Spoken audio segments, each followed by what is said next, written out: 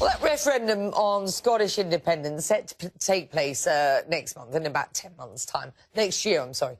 One revered peer in the UK said recently that Britain's constantly morphing constitutional landscape needs an ace cartographer to make sense of it. And Robert Hazel is the one that we have found. I asked him a few hours ago why Scotland is now seeking independence.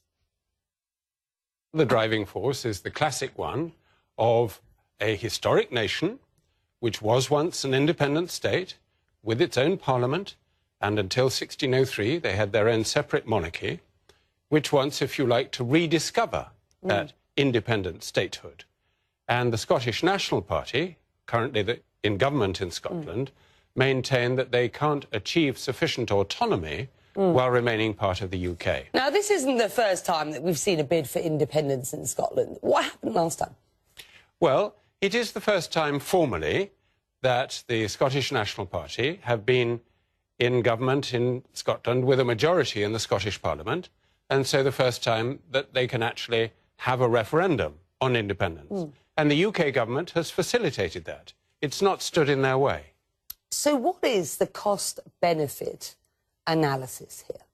Well, the Scottish government, the Scottish National Party, maintain that an independent Scotland would have much greater freedom to control its own economic destiny in particular. And they used to point to what they call the Ark of Prosperity of Ireland and Iceland and Norway.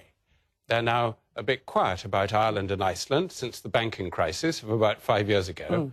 But they still point to Norway, for example, as a small Nordic country, similar population, about 5 million people, North Sea oil, and so they say, we want to be like Norway.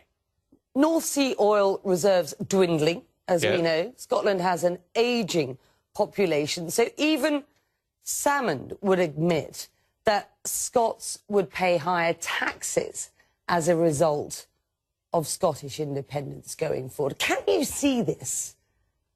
Can you see the Scots saying yes to this? It's most unlikely, according to all the opinion polls, that next September the Scots will vote yes. The opinion polls consistently for the last 30 years or so have shown that only about a quarter to a third of Scots would support independence. And faced with a real ballot paper next year, with real results, if they think about their wallets, the likelihood is the Scots will certainly vote no.